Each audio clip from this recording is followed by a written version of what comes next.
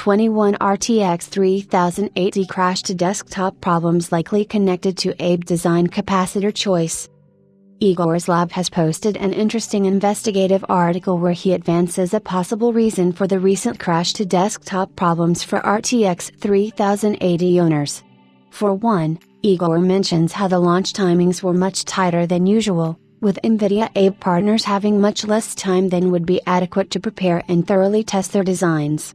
One of the reasons this apparently happened was that NVIDIA released the compatible driver stack much later than usual for AIB partners. This meant that their actual testing and QA for produced RTX 3080 graphics cards was mostly limited to power on and voltage stability testing, other than actual gaming, graphics workload testing, which might have allowed for some less than stellar chip samples to be employed on some of the company's AIB products, which, with higher operating frequencies and consequent broadband frequency mixtures, hit the apparent 2 GHz frequency wall that produces the crash to desktop.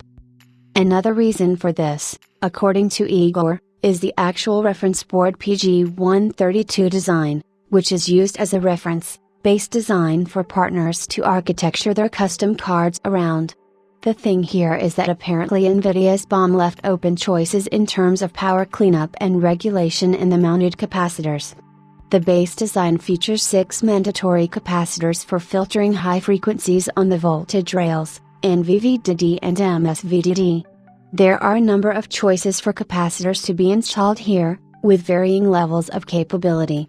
POSCAPs, conductive polymer tantalum solid capacitors, are generally worse than SP caps, conductive polymer aluminium electrolytic capacitors, which are superseded in quality by MLCCs. Multi-layer ceramic chip capacitor, which have to be deployed in groups.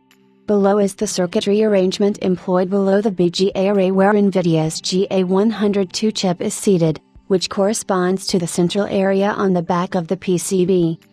In the images below, you can see how NVIDIA and its AIBs designed this regulator circuitry. NVIDIA Founders Edition, MSI Gaming X, Zotac Trinity, and Asus TUF Gaming AK in order, from our review's high-resolution teardowns. NVIDIA in their Founders Edition designs uses a hybrid capacitor deployment, with 4 SP caps and 2 MLCC groups of 10 individual capacitors each in the center. MSI uses a single MLCC group in the central arrangement, with 5 SP caps guaranteeing the rest of the cleanup duties. Zotac went the cheapest way, which may be one of the reasons their cards are also among the cheapest, with a 6 POSCAP design, which are worse than MLCCs, remember. Asus, however, designed their TUF with 6 MLCC arrangements. There were no savings done in this power circuitry area.